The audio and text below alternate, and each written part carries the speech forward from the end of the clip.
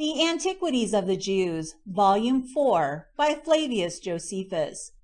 Book 16, chapters 3 and 4. Chapter 3. How great disturbances arose in Herod's family on his preferring Antipater his eldest son before the rest, till Alexander took that injury very heinously. But now the affairs in Herod's family were in more and more disorder, and became more severe upon him, by the hatred of Salome to the young men, Alexander and Aristobulus, which descended as it were by inheritance from their mother Mariamne. And as she had fully succeeded against their mother, so she proceeded to that degree of madness and insolence, as to endeavor that none of her posterity might be left alive, who might have it in their power to revenge her death. The young men had also somewhat of a bold and uneasy disposition towards their father, occasioned by the remembrance of what their mother had unjustly suffered, and by their own affection of dominion. The old grudge was also renewed, and the east reproaches on Salome and Pheroras, who requited the young men with malicious designs, and actually laid treacherous snares for them. Now as for this hatred, it was equal on both sides, but the manner of exerting that hatred was different. For as for the young men, they were rash, reproaching and affronting the others openly, and were inexperienced enough to think it the most generous to declare their minds in that undaunted manner. But the others did not take that method, but made use of calumnies after a subtle and a spiteful manner, still provoking the young men, and imagining that their boldness might in time turn to the offering violence to their father. For inasmuch as they were not ashamed of the pretended crimes of their mother, nor thought she suffered justly, these supposed them to think they ought to be avenged on their father, though it were by dispatching him with their own hands. At length it came to this, that the whole city was full of their discourses, and, as is usual in such contests, the unskillfulness of the young men was pitied. But the contrivance of Salome was too hard for them, and what imputations she laid upon them came to be believed, by means of their own conduct. For they who were so deeply affected with the death of their mother, that while they said both she and themselves were in a miserable case, they vehemently complained of her pitiable end, which indeed was truly such, and said that they were themselves in a pitiable case also, because they were forced to live with those that had been her murderers, and to be partakers with them. These disorders increased greatly, and the king's absence abroad had afforded a fit opportunity for that increase. But as soon as Herod was returned, and had made the aforementioned speech to the multitude, Pheroras and Salome let fill words immediately as if he were in great danger, and as if the young men openly threatened that they would not spare him any longer, but revenge their mother's death upon him. They also added another circumstance, that their hopes were fixed on Archelaus, the king of Cappadocia, that they should be able by his means to come to Caesar and accuse their father. Upon hearing such things, Herod was immediately disturbed, and indeed was the more astonished, because the same things were related to him by some others also.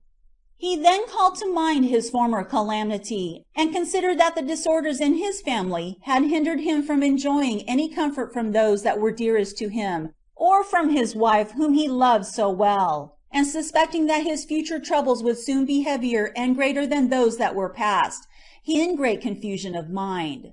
For divine providence had in reality conferred upon him a great many outward advantages for his happiness, even beyond his hopes. But the troubles he had at home were such as he never expected to have met with, and rendered him unfortunate. Nay, both sorts came upon him to such a degree as no one could imagine, and made it a doubtful question, whether, upon the comparison of both, he ought to have exchanged so great a success of outward good things for so great misfortunes at home, or whether he ought not to have chosen to avoid the calamities relating to his family, though he had, for a compensation, never been possessed of the admired grandeur of a kingdom. As he was thus disturbed and afflicted, in order to depress these young men, he brought to court another of his sons, that was born to him when he was a private man. His name was Antipater. Yet did he not then and did afterwards, when he was quite overcome by him, and let him do everything as he pleased, but rather with a design of depressing the insolence of the sons of Mariamne, and managing this elevation of his so, that it might be for a warning to them, for this bold behavior of theirs, he thought, would not be so great, if they were persuaded that the succession to the kingdom did not appertain to them alone, or must of necessity come to them. So he introduced Antipater as their antagonist, and imagined that he made a good provision for discouraging their pride, and that after this was done to the young men, there might be a proper season for expecting these to be of a better disposition. But the event proved otherwise than he intended, for the young men thought he did them a very great injury.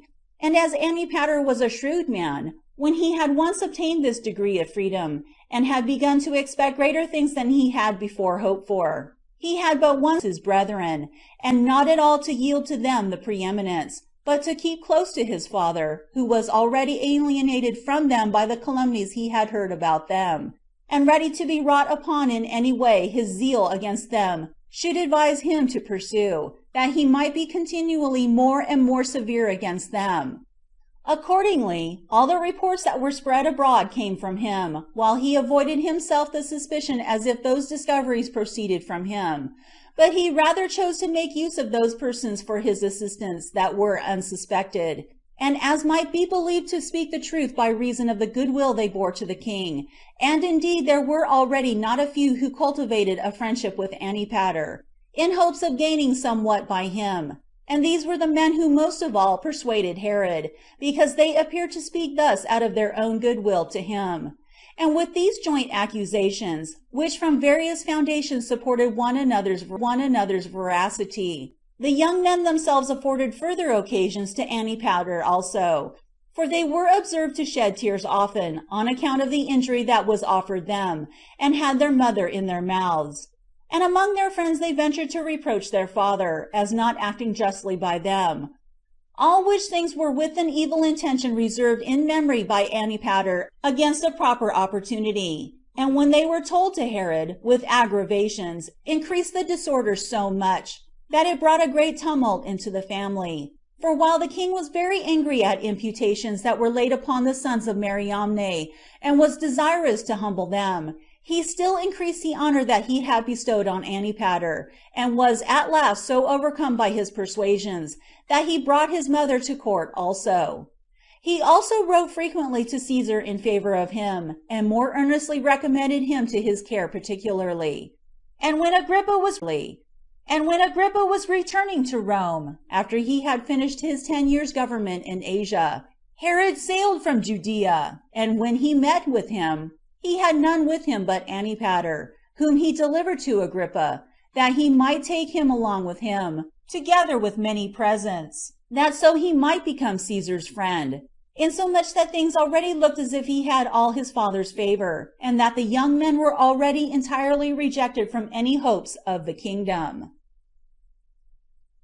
Chapter 4. How during Antipater's abode at Rome, Herod brought Alexander and Aristobulus before Caesar and accused them, Alexander's defense of himself before Caesar and reconciliation to his father. And now what happened during Antipater's absence augmented the honor to which he had been promoted, and his apparent eminence above his brethren. For he had made a great figure in Rome, because Herod had sent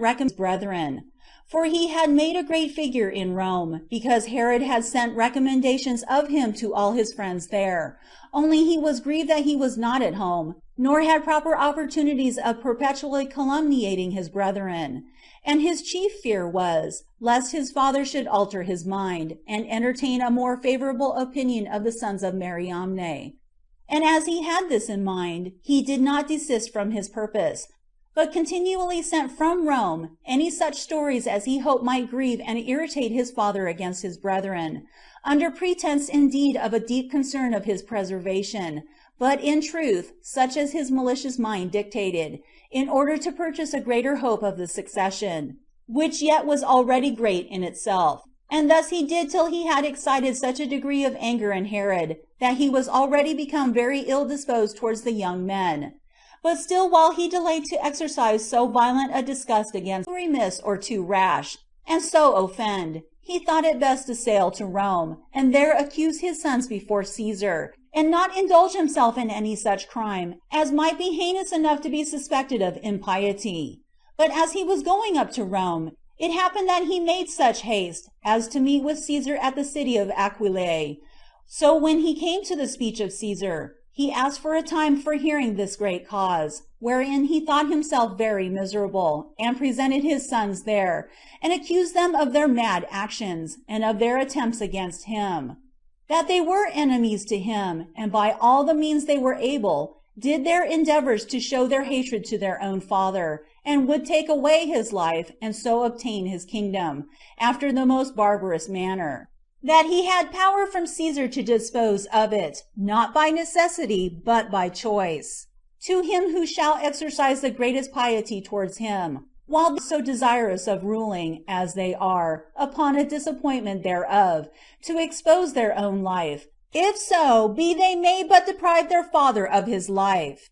So wild and polluted is their mind by time become, out of their hatred to him, that whereas he had a long time borne this his misfortune, he was now compelled to lay it before Caesar, and to pollute his ears with such language, while he himself wants to know what severity they have ever suffered from him, or what hardships he hath ever laid upon them to make them complain of him, and how they can think it just that he should not be lord of that kingdom which he in a long time, and with great danger, had gained, and not allow him to keep it and dispose of it to him who should deserve best. And this, with other advantages, he proposes as a reward for the piety of such a one as will hereafter imitate the care he hath taken of it, and that such a one may gain so great a requital as that is, and that it is an impious thing for them to pretend to meddle with it beforehand. For he who hath ever the kingdom in his view, at the same time reckons upon procuring the death of his father, because otherwise he cannot come at the government. That as for himself, he had hitherto given them all that he was able, and what was agreeable to such as are subjects to the royal authority, and the sons of a king, what ornaments they wanted, with servants and delicate fare, and had married them into the most illustrious families, the one, Aristobulus, to his sister's daughter, but Alexander to the daughter of King Archelaus. And, what was the greatest favor of all, when their crimes were so very bad, he had authority to punish them, yet had he not made use of it against them, but had brought them before Caesar, their common benefactor, and had not used the severity which, either as a father who had been impiously abused, or as a king who had been assaulted treacherously, he might have done, but made them stand upon a level with him in judgment. That, however, it was necessary that all this should not be passed over without punishment, nor himself live in the greatest fears. Nay, that it was not of their own advantage to see the light of the sun after what they had done, although they should escape at this time, since they had done the vilest things, and would certainly suffer the greatest punishments that ever were known among mankind. These were the accusations which Herod laid with great vehemency against his sons before Caesar. Now the young men, both while he was speaking, and chiefly at his concluding, wept, and were in confusion. Now as to themselves, they knew in their own conscience they were innocent, but because they were accused by their father, they were sensible, as the truth was, that it was hard for them to make their apology, since though they were at liberty to speak their minds freely as the occasion required, and might with force and earnestness refute the accusation, yet was it not now decent so to do. There was therefore a difficulty how they should be able to speak, and tears, and at length a deep groan, followed, while they were afraid, that if they said nothing, they should seem to be in this difficulty from a consciousness of guilt, nor had they any defense ready, by reason of their youth, and the disorder they were under. Yet was not Caesar unapprised, when he looked upon them in the confusion they were in, that their delay to make their defense did not arise from any consciousness of great enormities, but from their unskillfulness and modesty. They were also commiserated by those that were there in particular, and they moved their father's affections in earnest till he had much ado to conceal them. But when they saw there was a kind disposition arisen both in him and in Caesar, and that every one of the rest did either shed tears, or at least did all grieve with them, the one of them, whose name was Alexander, called to his father, and attempted to answer his accusation, and said, O father, the benevolence thou hast showed to us is evident, even in this very judicial procedure. For hadst thou any pernicious intentions about us, thou hadst not produced us here before the common Savior of all, for it was in thy power, both as a king and a father, to punish the guilty. But by thus bringing us to Rome, and making Caesar himself a witness to what is done, thou intimatest that thou intendest to save us. For no one that hath a design to slay a man will bring him to the temples and to the altars. Yet are our circumstances still worse, for we cannot endure to live ourselves any longer. Perhaps it would be worse for us to live with this suspicion upon us, that we have injured him, than to die without such a guilt. And if our open defense may be taken to be true, we shall be happy, both in pacifying thee, and in escaping the danger we are in. But if this calumny so prevails, it is more than enough for us to have seen the sun this day, which why should we see, if this suspicion be fixed upon us? Now it is easy to say of young men that they desire to reign, and to say further, that this evil proceeds from the case of our unhappy mother. This is abundantly sufficient to produce our present misfortune out of the former. But consider well, whether such an accusation does not suit all such young men, and may not be said of them all promiscuously. For nothing can hinder him that reigns, if he have children, and their mother be dead. But the father may have suspicion upon all his sons, as intending treachery to him. But a suspicion is not sufficient to prove such an impious practice. Now let any man say, whether we have actually and insolently attempted any such thing, whereby actions, otherwise incredible, used to be made credible. Can anybody prove that poison hath been prepared, or prove a conspiracy of our equals, or the corruption of servants, or letters written against thee? Though indeed there are none of these things, but have sometimes been pretended by way of calumny, when they were never done. For a royal family that is at variance with itself is a terrible thing, and that which thou callest a reward of piety often becomes, among very wicked men, such a foundation of hope, as makes them leave no sort of mischief untried.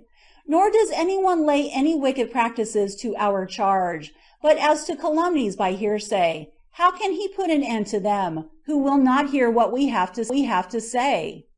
Have we talked with too great freedom?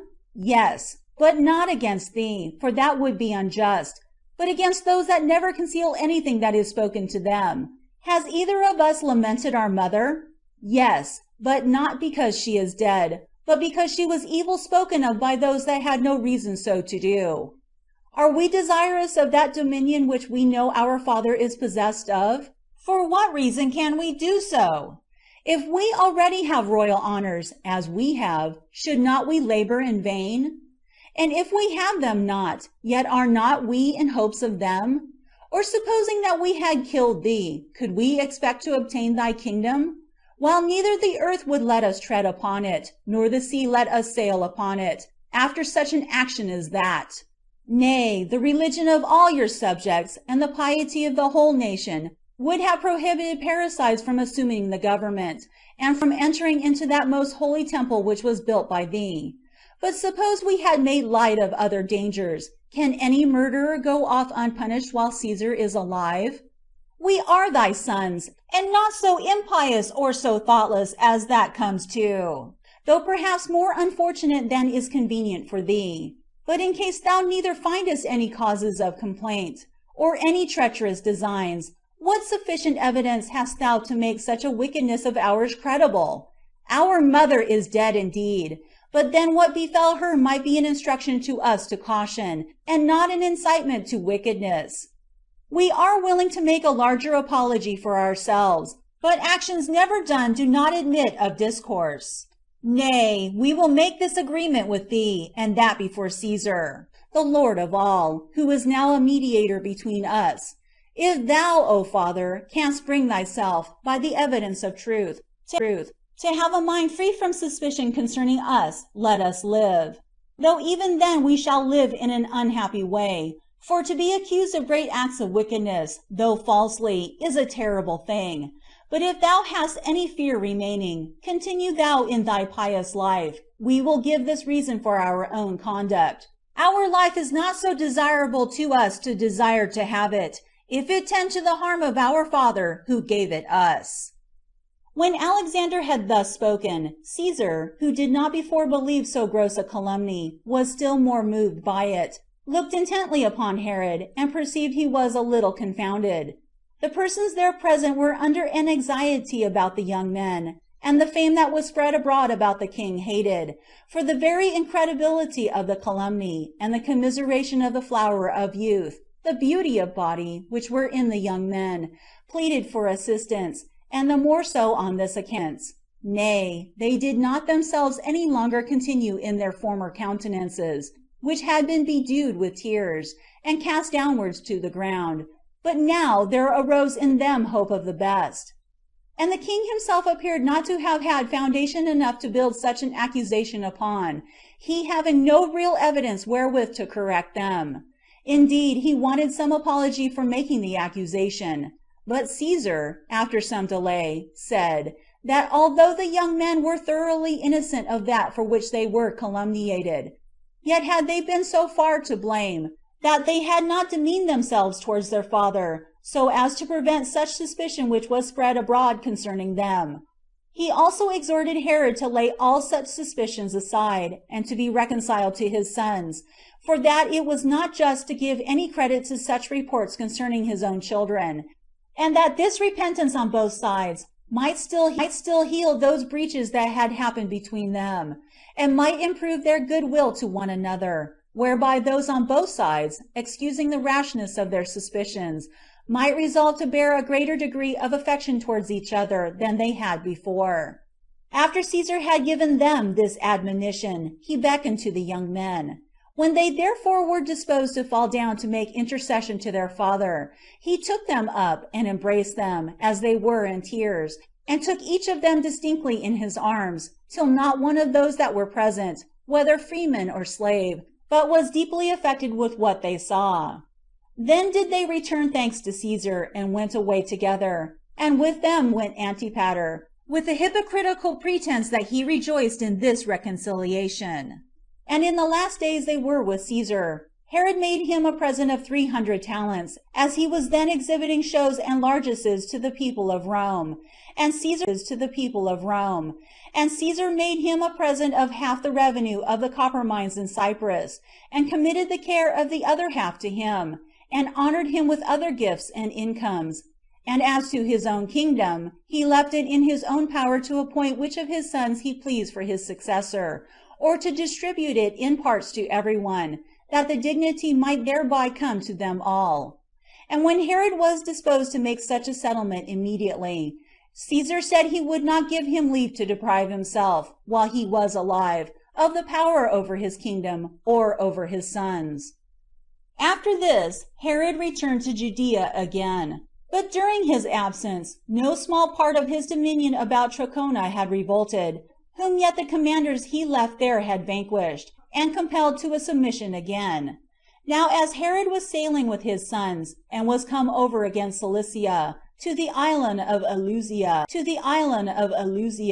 which hath now changed its name for Sebaste, he met with Archelaus, king of Cappadocia, who received him kindly, as rejoicing that he was reconciled to his sons, and that the accusation against Alexander, who had married his daughter, was at an end.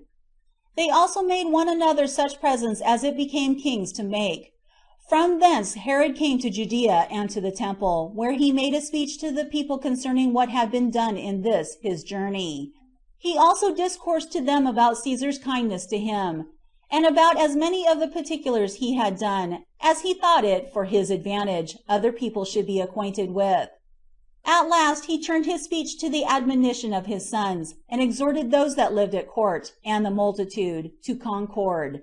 and informed them that his sons were to reign after him, Antipater first, and then Alexander and Aristobulus, the sons of Mariamne, desired that at present they should all have regard to himself, and esteem him king and lord of all, since he was not yet hindered by old age, but was in that period of life when he must be the most skillful in governing, and that he was not deficient in other arts of management that might enable him to govern the kingdom well, and to rule over his children also.